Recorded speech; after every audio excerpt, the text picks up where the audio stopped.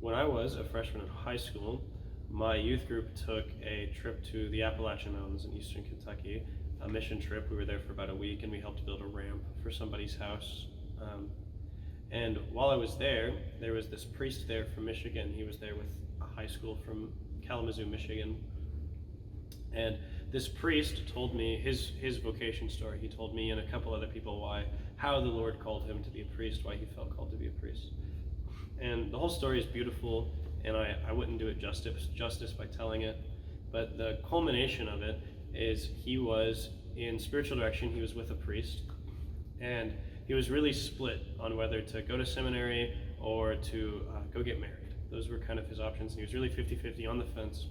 And suddenly he hears this voice in his head, the voice of God, say to him, give me one reason why you shouldn't be a priest. Give me one reason why you shouldn't be a priest. And at that point, he stopped being 50-50. He got off the fence. He was so certain he was called to be a priest. He had this great comfort overcome him. His anxiety was totally stripped away, and he knew he was called to be a priest. And so that resonated with me for a couple of years.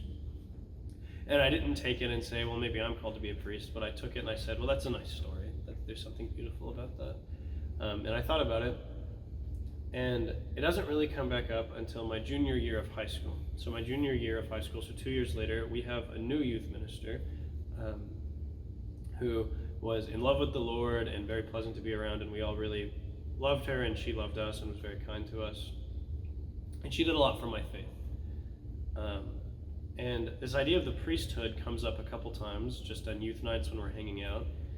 And one thing that really struck me was the statement, in this diocese, there are more parishes than there are priests. We don't have enough priests to staff our parishes.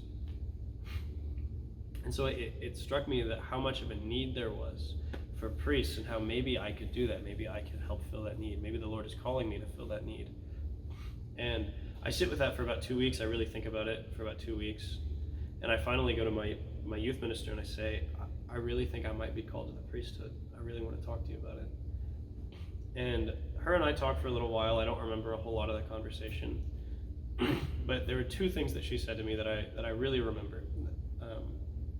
And the first is, the day that I met you, I knew that you were called to be a priest.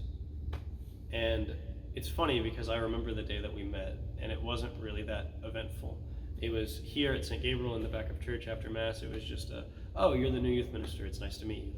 I'm excited to hang out and to be with you and the other young people in the youth group. But for whatever reason, she said, the day that I met you, I knew that you were called to be a priest. And then the second thing that she told me was in response to my own question, my own doubt. So I had mentioned the story of this priest from Michigan I had met 2 years ago, and how the Lord spoke to him directly. And I was thinking about that, and I just said, I wish that it would be as clear and direct for me. I wish I knew that the Lord was calling me. And she said to me, Trenton, I don't think you understand. Our Blessed Mother, the Virgin Mary, is doing that to me. She's speaking to me directly. I can hear her, and she's telling me to tell you to become a priest.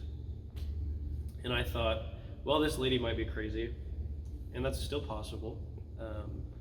But I don't think so. I think that there was something to that. And so I went home, I told my mom, I told my dad a couple days later. That week I reached out to the Vocation office, who got me in contact with all of the correct sources. They started inviting me to Vocation events. And I became very involved in the diocese with that. And then I kept on discerning. I was pretty confident at that point that the Lord was calling me at least to the seminary, if not to the priesthood.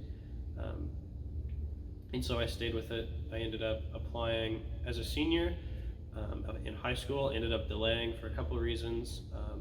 Going to WKU first, Western Kentucky University. I studied there for 2 years and then transferred into the Baslan program at the Theological College, where I'm at now. So I think that sort of summarizes my vocation story, how the Lord called me